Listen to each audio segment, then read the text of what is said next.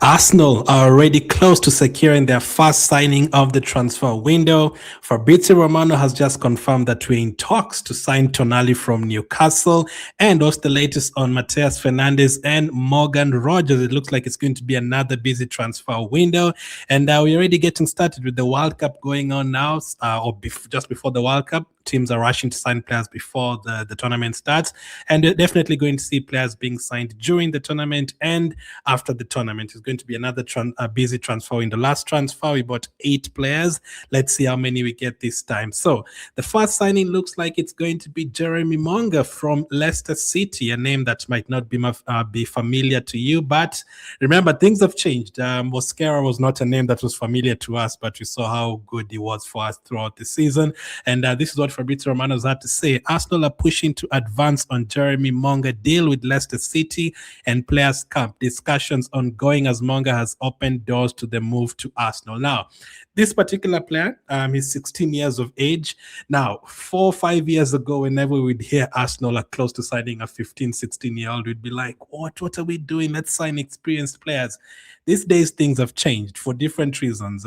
Last season, Max Daumann played a big impact in terms of us winning the Premier League. He definitely had an impact. Max Daumann is 16 years old. He was 15 during the season as well. The season before that, Nwaneri and Lewis Kelly, teenagers, were very crucial to us, even beating teams like PSV and Real Madrid and going all the way to the Champions League semi-final. We've seen the impact that Rio has had for Liverpool last season. We've seen how good Krupi and Ryan have been for Bournemouth. So these young players these days cannot be underestimated. All of these players can play a big role in your team. And Jeremy Monga could be one of those players. Now, Leicester City have been relegated from the Championship to League One. Last season, he played over 27 championship games for Leicester, and he was quite good. He actually made his debut the previous season when he was playing for Leicester, when Leicester were in the Premier League, when Ruud van Nistelrooy was their manager. And Van Nistelrooy had a lot of good things to say about Jeremy Monga. He gave him his debut at 15, and I think he's second now to Nwaneri in terms of the youngest players to play in the Premier League. Funny enough, they could end up playing for the same team. So how good is this player? I didn't know anything about him. I remember Van Nistelrooy bringing him on for Leicester City against Newcastle 2 seasons ago, but I did not watch Leicester City last season to see Jeremy Monga. I watched a couple of their games, but I didn't really pay attention to him. And on top of that, he came on as a sub in 19 of those 27 games. So obviously, he's young. He's not going to play every single day. Now, he's a winger. We obviously know that you're going to look for a winger. He might not be the only winger that we get, but you always have to take market opportunities. You have to sign players for now, obviously. I'm sure we're going to do that. Like last season, Gyökeres was a player for now. Eze was a player for now. Nkapie was a player for now. Kepa was a player for now. All these players are players for now. But we also signed players for the future. Players like Mosquera is a good example, a player that might not start right now, but he might be replacing someone in the future. You get him the experience right now, and he might be replacing someone in the squad in the future. Now, there was even talk about Mosquera being the one to replace Saliba in the future. Saliba is going to stay. He's not going to go anywhere, but you get the point. So a player like Jeremy Monga, he might not be playing every single game, but we've seen how much depth you need to compete in four tournaments. We want to retain the Premier League. We want to go a step further in the Champions League, and we want to, go a step further in the Carabao Cup, and you want to go 2 steps further in the FA Cup. So you have to get players like this who are market opportunities. Now, it's not going to be the only signing. Back in the day, we used to sign a player like this, and that's the end of the transfer window. That's not going to be the case. And when a player like this becomes available, you have to go for it. So it's very tricky. He's a one-on-one demon, as they call him. He can get past players. He can play on the left side, right side. He can use his left foot, his right foot. Something with that we don't have. I think Madueke is the closest in terms of a player that we have who can actually take on players and go past players. Saka does it a few times, but that's not something that we have. Do you see when Man City are playing, every time they pass the ball to Doku goes past players like 20, 30 times in a game? You look at a player like another good example. Can I think of anyone? Even Salah 4 or 5 years ago, a player who can constantly just keep on going past players. We don't really have players like that. We don't have magic players. We don't have magicians in our team, not even just in terms of passing and shooting and scoring out of nowhere. Players who can constantly take on players. We don't have any players like that. And Jeremy Monga could fill that gap now. He wouldn't play every single day, but he would be a player to definitely watch out for. Now, this is what Hand of Arsenal had to say about him. Arsenal have now agreed full personal terms with Jeremy Monga. Still work to be done on the mechanism of his exit as the English champions want to close the deal. By the way, English champions. That sounds so good. English champion, not just Arsenal, English champions. That does sound really, really nice. As I understand it, Barter met with the English teen sensations entourage and laid out a pathway similar to that of Max Dauman at the club. A loan move for Monga cannot also be ruled out once the teenager is settled. Monga has given full preference to Arsenal over multiple clubs, including City and Leverkusen. So that is great. He said no to City, no to Leverkusen. He prefers Arsenal. So that is great that players now really, really want to join us over the last couple of seasons. So I don't know how much it cost. He might not get into the team right away. He might even be used in the academy. He might get into the team right away. Remember, like a Guendouzi, we thought he was being signed for the academy, got into the team right away, and a couple of others recently. Or you could loan him out, but he would be our player still, like a Saliba. You sign him and then you loan him out, and then you see how much he develops. But we just have to wait and see what happens. And then also from Ben Jacobs, Arsenal are in advanced talks with Leicester City over Jeremy Monga, who has picked the Gunners over several other clubs. A full verbal agreement is close. So it's looking like it's going to be a fast signing of the transfer window again, just as to repeat what I said at the beginning. You never know the player like this. Even if he's 16, he's about to turn 17 anyway. He's turning 17 next month. Players like this could work out for you perfectly. We don't really have a player like this. And this season, what you're trying to do is to add to our quality and to also add to the stuff that we don't have. We don't have players who can take on players. We don't have maybe the best in terms of right backs overlapping and fullbacks who can score and assist numerous goals. Someone who can help out Timber on the right side if Ben White is not there.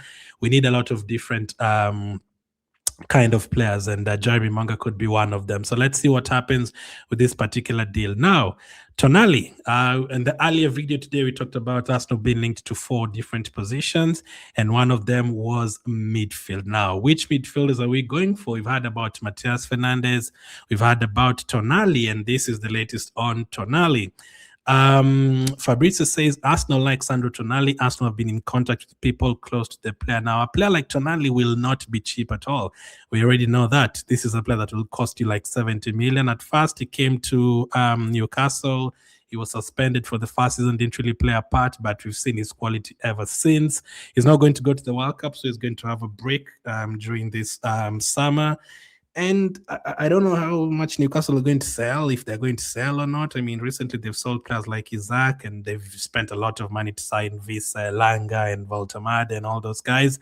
And if they sell a player like this is another player who now has Premier League experience. Back in the day, Arsenal never used to be a team that signed players from Premier League teams. If you remember, like back in the Wenger days, it used to be players like Nasri from France, players like Ashavin from where did Ashavin come from? Russia, from Zenit. We used to sign players from Spain, like Montreal. It used to be different players from different countries. Over the last 5 years, it's been Jesus from Man City, Zinchenko from Man City, Rice from West Ham, Eze from Crystal Palace. A lot of Premier League players, and that usually helps. You see, they don't need to adapt; they just come and settle straight in. And Tonali would be one of those players. Now, it would be very interesting to see where Tonali would fit. So Zubimendi is definitely going to be here next season. Now, what I don't usually, agree with these days with some fans is like, sometimes you say, why are we signing Rodgers? We already have Eze. No, get them all. We've seen if you want to compete for all of those trophies, you need all of these players. And you're going to need Odegaard for some games. You're going to need Eze for some games. You're going to need Rodgers for some games. You're going to need all of them on the pitch at the same time for some games. So if Tonali signs for Arsenal, we still have Norgard and Zubimendi. So does that mean Rice plays as an 8 next to Lewis Kelly, or instead of Lewis Kelly, they're going to be rotating in that position? What is going to happen? Will Lewis Kelly go back to left back? is Tonali a replacement for Nogard? Imagine having Tonali, Zubimendi, Rice, and Lewis Kelly as the midfield options. That will also be interesting. But Tonali will definitely be expensive. It's not going to be cheap. But this is the kind of player that if you replace Nogard with Tonali, you're going to the next level completely in terms of just ability itself. You're going to the next level. So Tonali would be a very interesting one, but he'll definitely be very, very expensive. Fabrizio has also said Arsenal are keen on Italian midfielder Sandro Tonali. So we're not the only team that is going to want him. Man United are very keen on him as well, and maybe a couple of other teams. So let's see how serious Arsenal is when it comes to Tonali. Newcastle didn't have a greatest of seasons. They didn't qualify for any European football, so maybe he could be looking for a move out. And obviously, Italy is not in the World Cup, so maybe he's hungry and thirsty for some success, and he feels like it can add to us. Let's see what happens with Tonali. Now, if you don't get Tonali, we've been linked to Mateus Fernandes from West Ham, another team that has been relegated, them from the Premier League. So could this be the one? It can't be both of them because you already have Zubimendi and Rice and Lewis Kelly. It could be one of them. Arsenal want to sign a midfielder this summer. Their main targets are Mateus Fernandes, who's 21, Sandro Tonali, who's 26. So that's another thing in terms of Nogard. Nogard is above 30. These guys are in their early 20s and mid-20s. And they also linked to Buadi, but we'll talk about Buadi in a different video. Myers Lewis Kelly will also be expected to step up and command regular game time in midfield. Again, we're going to have a lot of games. You're going to have a lot of fixtures. We've seen, even if you have 30 players that are going to be injured, you're going to need everyone. This past season, we needed everyone. Saka was out, Madueke was needed. Madueke was out, Daman was needed. Odegaard was out multiple times in the season, as they show me right on TV, currently watching Spain and Iraq. All of those players were needed, When Trossard was out, Martinelli was needed. When Calafiori was out, Hincapié was needed. When Gabriel was out, Mosquera was needed. So every single one of these players, are going to be needed. You never know. You could start the season by September. Lewis Kelly could be out. Zubimendi could be out. And then all of a sudden, you only have Tonali and Rice. So you're going to need everyone. Hopefully, everyone can stay fit, because if everyone stays fit, if everyone was fit for Arsenal even around the match, I think we'd have gone all the way to the FA Cup final. We wouldn't have rotated as much in that game against Southampton, and maybe players like Merino could have been playing in that game and would have had multiple options. So Tonali, Fernandes is a player that we're looking at as well. They're all going to be 70 million around that. Maybe Fernandes a little bit cheaper since West Ham have been relegated, but it's looking like we're definitely looking for a midfielder. So let's see which one of those you're going to get. Again, both of them are players that we've played against last season, so we've seen them playing against Arsenal. One of Raya's best saves came from a Tonali shot last season, and actually, funny enough, not just Tonali, two of Raya's best saves, as they show me Raya again on TV, funny. Two of Raya's best saves came from this particular two players, Tonali when we played Newcastle at home, and Fernandes when he played West Ham away. So both of them, we are familiar with them at Arsenal. So let's see what happens with Mateus Fernandes and Tonali. And just quickly, just to add on Rodgers, we talked about him in the last video. Arsenal hold genuine interest in Aston Villa forward Morgan Rodgers. Internal talks over how attacker would fit in the squad, given existing number 10 options. And then he also mentioned at the end, plus progress made on move for Leicester team Jeremy Monga. Now, for Morgan Rodgers, we discussed a lot about him in the last video. I'll link it at the end of this one. Something I didn't talk about is the price. Obviously, Rodgers is going to cost a lot of money. It could be around 80 million. So it's not like back in the day where you'd say, oh my goodness, we've signed Pepe for 72 million. We're not going to sign any other player for that kind of money. No. This past season, Zubimendi, 55 million, Gyökeres, 60-something million, Eze, 60-something million plus additional after we won the league, and then Madueke, 50 million. So there's a possibility you could sign 3-4 players who cost more than 50-60 million. Also depends on who we are going to sell this time round. And Morgan Rodgers, even if you sign one of those 50-60 million pound midfielders, we are still going to go for someone like a Rodgers. Again, as I've said already, you're not going to not sign Rodgers because you already have Eze. No, you're going to need all of those players. We're going to see him at the World Cup as well. He's very good. I think personally for me, even before he was linked to Arsenal, I was saying he should be a starter for for England at the World Cup and even during the games that they were playing. I think he's quite good. He's been very consistent for Aston Villa over the last 2 seasons. He can score, he can assist, almost 60 goal contributions in 2 seasons.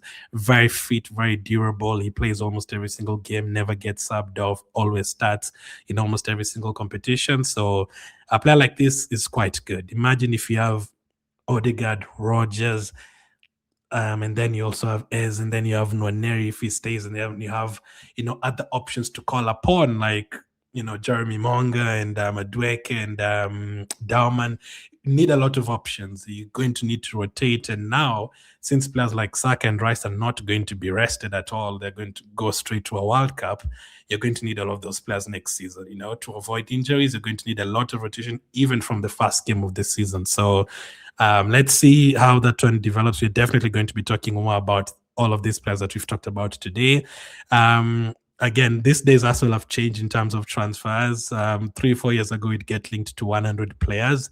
These days, we're linked to like 5 to 10, and those are the same names we hear throughout the transfer window. So I'm sure you're going to hear a lot on Rogers, a lot on Tonali, and a lot on Fernandes, a lot on Monga, a lot on Krupi, and all those guys.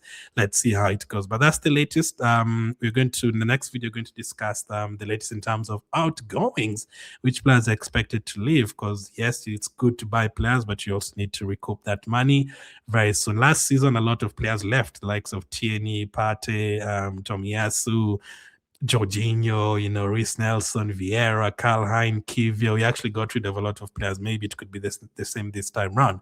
Thank you for watching, and I'll catch up with you guys on the next one.